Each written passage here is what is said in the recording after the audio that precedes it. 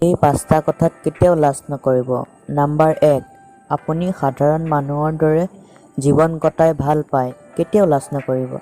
Number 2, আপুনি পুৰণি কাপোৰযোৰকে পিন্ধি ভাল পায়, কিন্তু মনটো আপোনাৰ পোচাকযোৰৰ দৰেই চাফা, কেতিয়াও লাজ নকৰিব।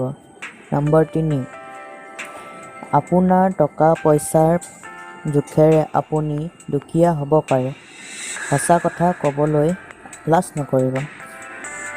নাম্বাৰ 4, আপুনি ধনী, কিন্তু দুখীয়া বন্ধুক বন্ধু বুলি চিনাকি দিবলৈ লাজ নকৰিব।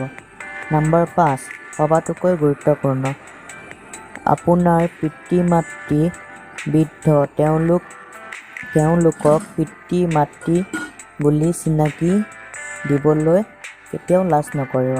ভালে থাকক।